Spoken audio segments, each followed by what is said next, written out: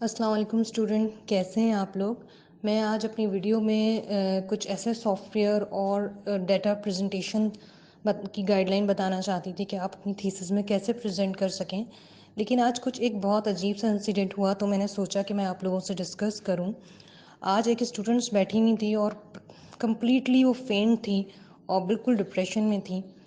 میں نے ان سے پوچھا کہ کسی اور ڈپارٹمنٹ کی اسٹوڈنٹ تھیں، اور میں نے کہا کیا ہوا، تو اتنی وہ ڈپریس تھی کہ ان سے منہ سے آواز ہی نہیں نکل رہی تھی. کافی دیر بعد انہوں نے بتایا کہ بھئی مجھے 7 سال ہو گئے اپنی تھیسس کا کام کرتے ہوئے، اور اب نیکسٹ منتھ ان کا ٹائم پیریڈ ختم ہونے والا ہے، اور جو بھی ان کے پاس ڈیٹا ہے ان کو سمجھ نہیں آ رہی کہ وہ اس کو کیسے فائنلائز کریں. اور ان کے سپروائزر بھی اب آن سیٹ نہیں ہیں، وہ ریٹائرڈ ہو گئے ہیں، کہیں اور چلے گئے ہیں، تو ان کو بالکل سمجھ نہیں آ رہی تھی وہ کیا کریں. تو میں کچھ آپ کو ٹپس دینا چاہتی ہوں ان اسٹوڈنٹس کی جو کبھی یہ غلطی کر جاتے ہیں. اور میں نے ان سے کہا کہ پہلے تو میں نے اس سے کہا کہ دیکھیں آپ ڈپریشن میں نہ ہوں، thesis is not your life, thesis is a part of your life. لیکن انہوں نے ایک دم سے کہا کہ نو، تھیسس از مائی لائف.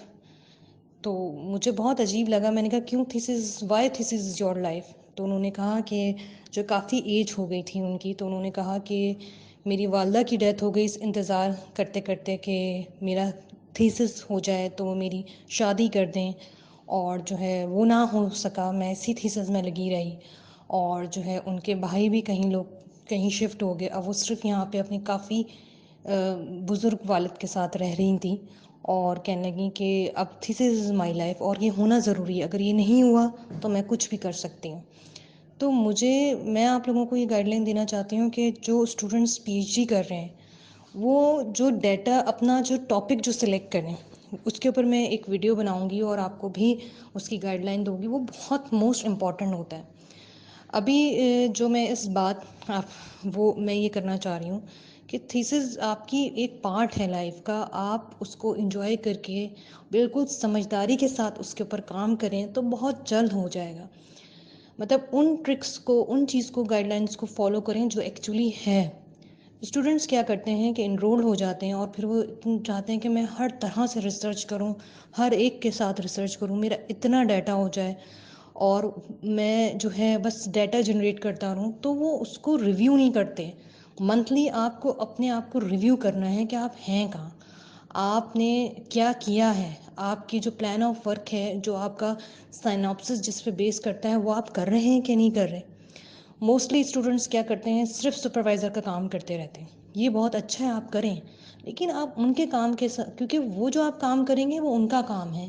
آپ کا سپروائزر آپ سے آگے کی طرف ہے، ان کا ٹاپک الگ ہے، آپ کا الگ ہے.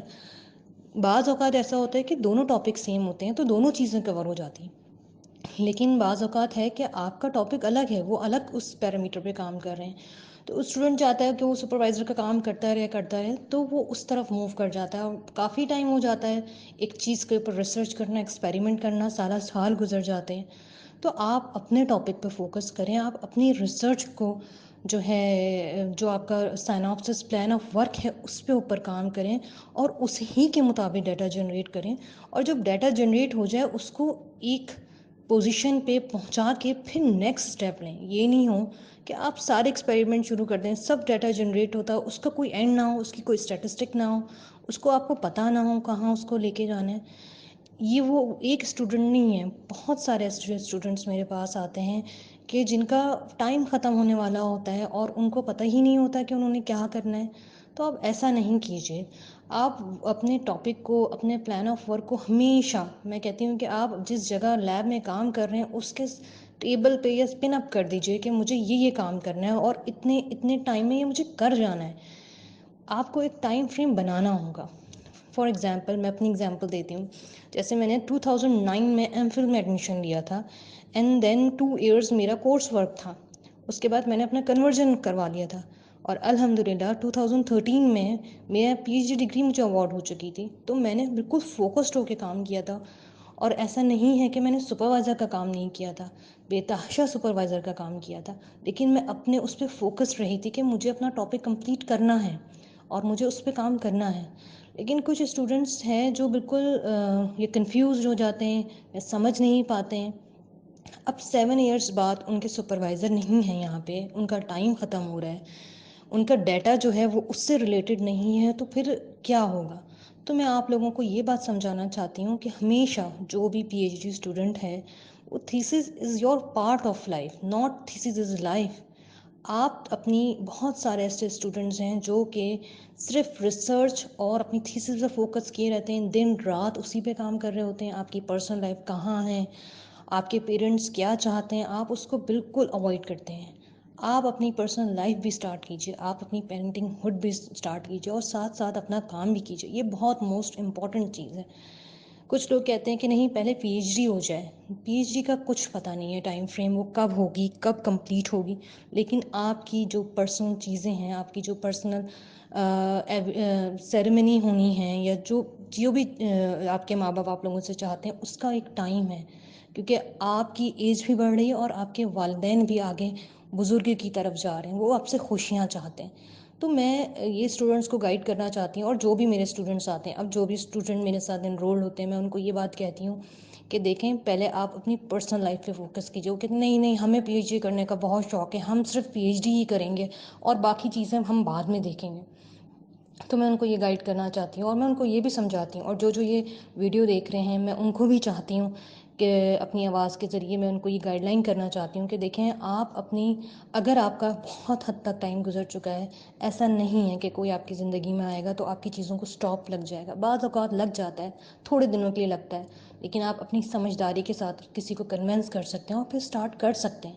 لیکن ایک جگہ فوکس ہوئے ہوئے اور وہ بھی کنفیوزڈ ہوئے ہوئے، اور وہ بھی اینڈ میں جو ہے کوئی اس کا سہرا نہ ہو کہ ہمیں کہاں جانا ہے، تو پھر اسٹوڈنٹس بہت غلط ایکٹیویٹی کی طرف چلا جاتا ہے. تو آپ لوگ ہمیشہ جو بھی انرولڈ ہونے جا رہے ہیں، جو لوگ انرولڈ ہو چکے ہیں، جو اپنا ٹائم گزار چکے ہیں، جس کا اینڈ ٹائم چل رہا ہے، وہ اس بات کو یاد رکھیں، thesis is a part of life, is not your life. آپ اس کو اپنی لائف نہیں بنائیں. اور میں آپ کو ان اسٹوڈنٹس کو بھی گائیڈ کرنا چاہتی ہوں جو یہ سوچتے ہیں کہ ہمیں صرف پی ایچ ڈی کرنی ہے اور اس کے بعد جاب کرنی ہے. نہیں، آپ اپنی جاب کو کنٹینیو رکھیں ساتھ.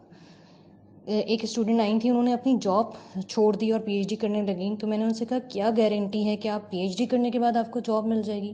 ایسی کوئی گارنٹی نہیں ہے.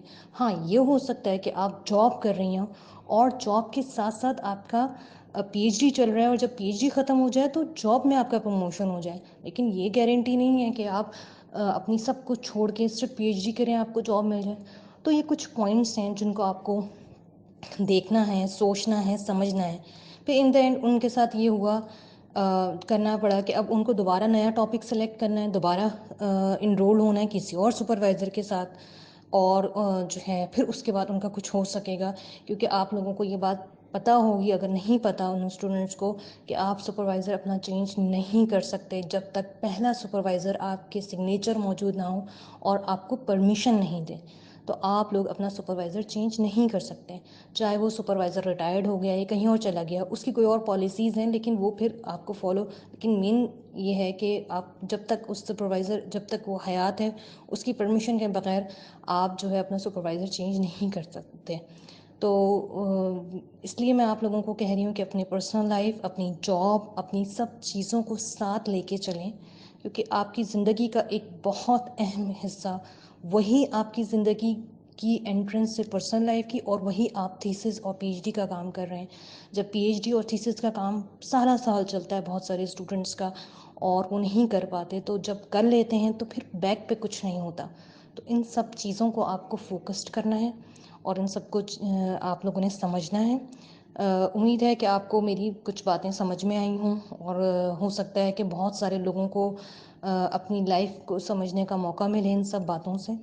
اور نیکسٹ انشاءاللہ میں اپنی ویڈیو ہے جو ہے اپنی کیسے میپنگ کرتے ہیں، ڈیٹا کیسے جنریٹ کرتے ہیں، اگر آپ کو میری ویڈیوز پسند آ رہی ہیں تو ضرور اس کو سبسکرائب کریں تاکہ مجھے انکریجمنٹ ملے، اور میں وہ سارے ایشوز، تھیسس کیسے اینڈ تک ہوتی ہے، تھیسس کیسے جنریٹ ہوتی ہے، وہ سب کے ساتھ ساتھ جو اسٹوڈنٹس کے ساتھ اہم ایشوز ہیں وہ بھی میں آپ کے ساتھ ڈسکس کروں. Thank you. اللہ حافظ.